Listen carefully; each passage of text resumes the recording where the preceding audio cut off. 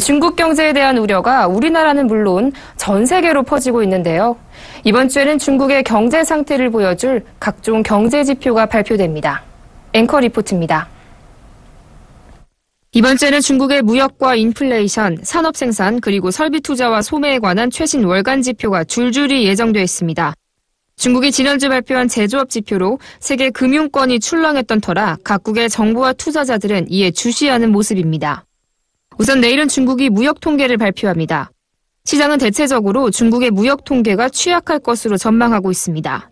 중국의 지난달 수출은 1년 전보다 6.7% 감소할 것이며 수입도 지난해 동기보다 8% 줄 것으로 내다봤습니다.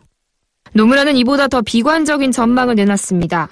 수출은 지난 8월에 연율로 7% 감소하고 수입은 이보다 더 심화돼 10%나 감소할 것으로 관측했습니다.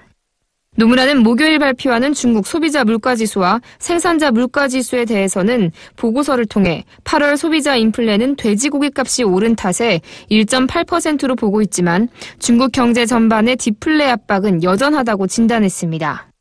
이 밖에도 이번 주 일요일에는 소매 판매와 산업 생산 지표가 예고돼 있습니다. 세계 금융시장은 수출 등 이번에 나올 중국 경제 지표들이 부진할 것이라는 데 동의하는 모습입니다.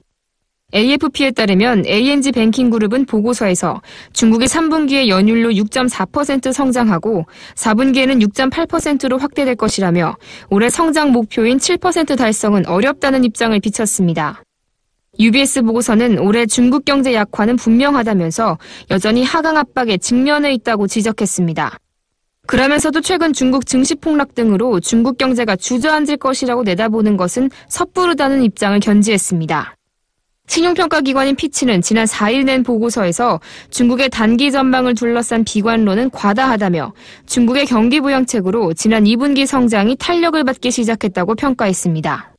서울경제TV 정한입니다.